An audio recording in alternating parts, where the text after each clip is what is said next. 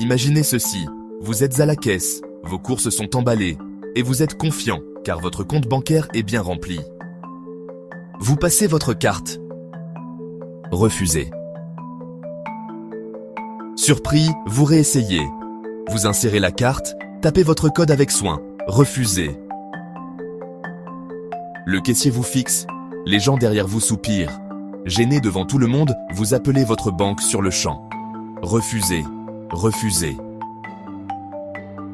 La banque vous annonce que votre carte a été bloquée pour protection contre la fraude. Vous confirmez votre identité. Mais ils refusent toujours de vous laisser accéder à votre propre argent. Heureusement, vous aviez une autre carte. Mais si vous ne l'aviez pas eue? Et si vous étiez à l'étranger, coincé? Pourquoi la banque aurait-elle le droit de décider quand, ou même si, vous pouvez disposer de votre propre argent? Cette vidéo fait partie de la série « Votre argent à la banque n'est pas le vôtre » sur cette chaîne. Petite précision avant de poursuivre, cette chaîne est désormais dédiée à la version française de cette série. Si vous cherchez la version anglaise, vous la trouverez sur notre chaîne sœur, AABFR Consult. Le lien est juste en dessous. Et maintenant, on continue.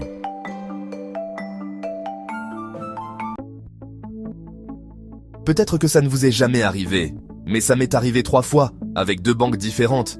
Et quand j'ai enfin fouillé la loi, ce que j'ai découvert m'a choqué. Un ami m'avait prévenu un jour. L'argent sur ton compte n'est pas vraiment à toi.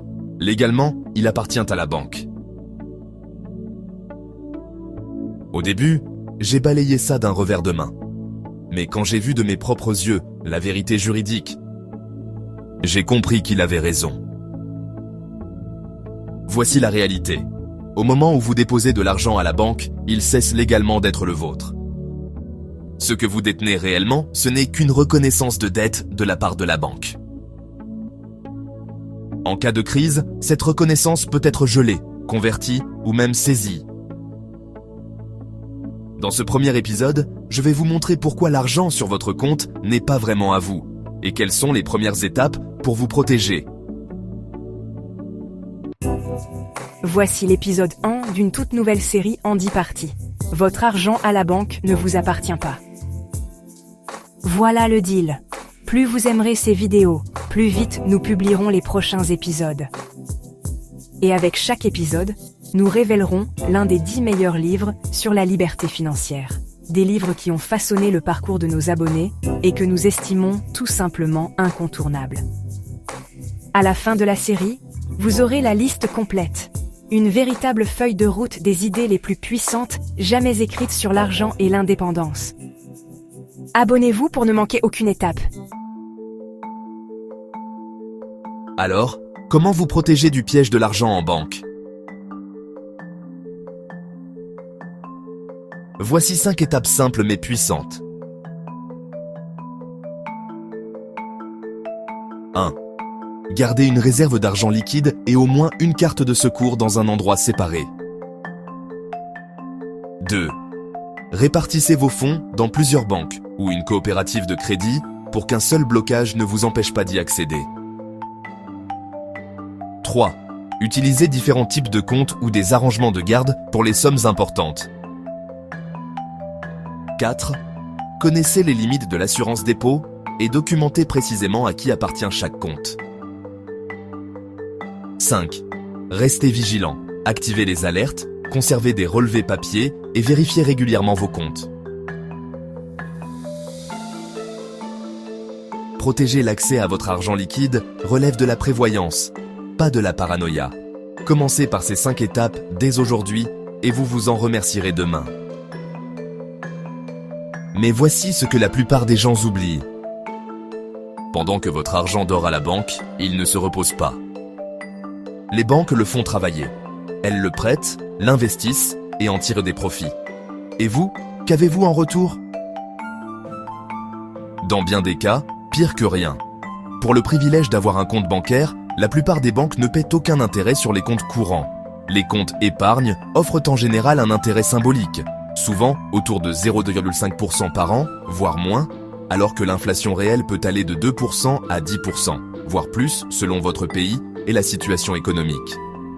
cela signifie que le pouvoir d'achat de votre argent diminue en silence, année après année. Voilà pourquoi laisser son argent sur un compte courant, ou même sur un compte épargne à faible rendement, est une très mauvaise idée. Et en plus, certaines banques facturent des frais de tenue de compte, souvent présentés comme des services premium ou privilégiés. Mais les soi-disant avantages dépassent rarement le coût.